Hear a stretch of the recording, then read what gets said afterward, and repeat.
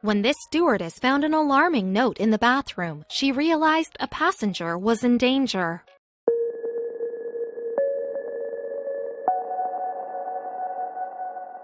A flight attendant's job involves tending to the vessel's facilities as well as to the passengers on the plane. But when stewardess Shelia Frederick found herself in the lavatory during one journey in 2017, she didn't find a mess. Instead, she was faced with a note, and it carried a terrifying message. By this point in time, Frederick had already become quite used to working high in the skies. As a matter of fact, she had many years of experience under her belt. Moreover, she surely had been exposed to specific specialist training which had been particularly impressed upon airline staff since 2009. But Frederick's mid-flight discovery in 2017 had nothing to do with the problems many airline passengers fear. The vessel hadn't suffered from any mechanical issues, nor had anyone brought a potential weapon on board. Instead, it was merely a note in the bathroom that forced Frederick to spring into action. Frederick told 10 News in 2017 that she had worked as a flight attendant for the previous decade. Aviation, however, wasn't the woman's only vocation. According to her profile on a talent website called Star Now, the Alaska airline employee had also picked up experience as an actress, extra, and model. Frederick's on-camera skills had earned her a gig with Ebony magazine, as well as spots on HBO and Lifetime shows. Her Star Now profile explained how she'd gotten into both her career paths. She wrote, "I love to smile, like being around people. That's why I'm a flight attendant, loving working with people and taking risks." As it turns out, Frederick's flight attendant job ended up putting her in the role of a lifetime. It all started on a flight to Seattle from San Francisco. At first, it may have seemed like an average shift for the stewardess. That is, until she noticed a passenger who looked different from the rest. It's not uncommon for a passenger to board a plane and appear out of sorts. Up to 6.5% of people in the US suffer from aviophobia, also known as fear of flying. Even more people than that, at least, have an aversion to flying, according to the National Institute of Mental Health. Indeed, much about the experience can spike a person's anxiety. As Boston University's Intensive Treatment Program for Panic Disorder and Specific Phobias Director, Todd Frerchione, could explain flight-based anxiety. He told Time in 2018, "A lot of it is the lack of control people have in the situation. When the doors close, they're in, they're stuck. I think that's often what's most frightening for people." Of course, other fears can play into a person's flight-based anxiety too. People worry about a potential crash, or they deal with a personal fear of heights. But often, it has to do with the fact that the passengers have no control over their jaunts. As Frerchione put it, they're at the mercy of the pilot.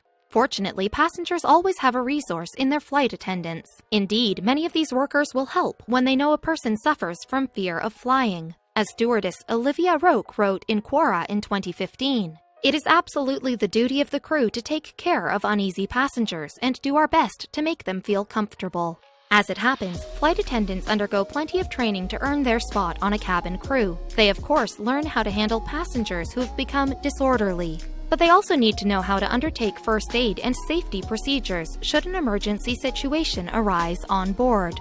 Over time, airlines have had to add particular training sessions to deal with new and changing threats. In 2009, for instance, US airlines started teaching flight attendants how to pinpoint a passenger that could be the victim of human trafficking.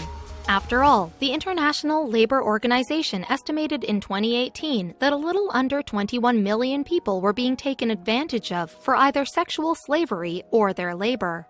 Flight attendants who travel in and out of sex trafficking hubs, San Francisco counts as one such place, receive this specialty training. Indeed, as the Polaris Project has claimed, most instances of trafficking occur within major urban centers.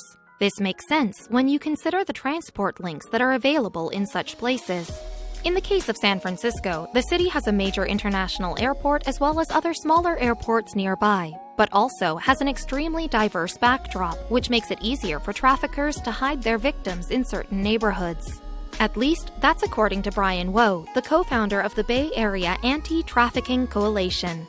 Woe explained to the Redwood Bark in 2019, There's just a lot of ethnic areas around the Bay Area. If you're trafficking someone from another country, it's really easy to bring them in through the transportation centers, but then also just to hide them in your ethnic area. Woe went on. Often traffickers from other countries will traffic people from their own countries. If you're a Filipino tracker, you'll bring in Filipino ladies to work at your nursing home or in your nail salon. Plus, victim care provider Ambria, who didn't reveal her last name, told Redwood Bark that San Francisco has a unique economic situation, which sets it up as a human trafficking hub. Ambria said, gentrification just causes a lot of vulnerability. If someone is homeless, they're more likely to engage in what's called survival sex, which is a sex act in order to obtain some necessity for life, such as food or shelter. And of course, many traffickers know how to do their illegal work discreetly. Fortunately, flight attendants do have some signs to look for if they suspect that they have a human trafficking victim on board their flight. For starters, they might see a young passenger flying with an adult who doesn't look like a family member or share their last name. This should raise alarm bells. On top of that, human trafficking victims might board a plane without any luggage, or they might also remain extremely close to their grown-up escort for the duration of the flight. If their hands never separate, the younger passenger may potentially be bonded to their trafficker with a handcuff, which remains concealed. Other than that, flight attendants are trained to scope out signs of control a trafficker might exert over their victim. For instance, they might not permit the youngster to speak directly to the attendant. So when they come around with a beverage cart, the victim won't even order for themselves. Finally, a flight attendant should note if a young traveler can't keep a story straight with regard to their trip, and they should also watch out to see if their adult companion keeps an overly strict eye on them. If so, these might be signs that the kid is in danger. In the case of Frederick's passenger, though, the girl in question just appeared to be in a disheveled state. As Frederick explained to NBC in 2017, the girl, who had been headed for San Francisco from Seattle, looked like she had been through pure hell. And that wasn't all, either. Frederick happened to notice, too, that the teenager passenger had bruises on her body. In fact, her state stood in stark contrast to her companion's. The older man next to her donned a look that was both smart and deliberate. So considering that the pair were traveling together, this seemed strange. When Frederick made her way to speak to the pair, their behavior raised more than just eyebrows. It raised red flags. For one thing, the flight attendant recalled that the well-dressed man had been speaking for the teenager. Frederick described, "She would not answer me. She would always look at him." On top of that, the man would apparently become defensive when Frederick attempted to engage with him and the teen in conversation. And this state of affairs gave the cabin crew member a pause. As she told WTSP in 2017, "Something in the back of my mind said, something is not right." Frederick consequently knew that she had to do something to find out exactly what was going on with this quiet teen and her strange companion. So the flight attendant suggested that the young girl visit the bathroom, and she ultimately did so without the supervision of her well-dressed travel partner. Getting the girl into the airplane lavatory gave Frederick the opportunity to send her a message. So the flight attendant grabbed a pen and scribbled down a note. She then placed it inside of the bathroom, positioning it so that the girl couldn't miss it once she got inside. As Frederick recalled, "I said, if you need help, write it on this note, and then I left my phone number at the bottom." The flight attendant placed a pen in the bathroom too so that the girl could respond. And so when she'd finished in the bathroom, Frederick checked to see if she indicated that she really did require help. Frederick retrieved the note to find a response to her message. The flight attendant explained she wrote back on the note and said, "I need help." It seemed then that Frederick's instincts were correct, and with that, she sprung into action and approached the pilot with what she had learned.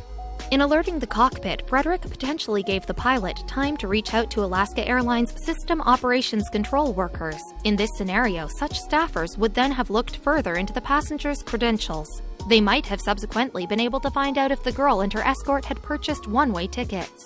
If so, this would have been a sign that something was seriously amiss.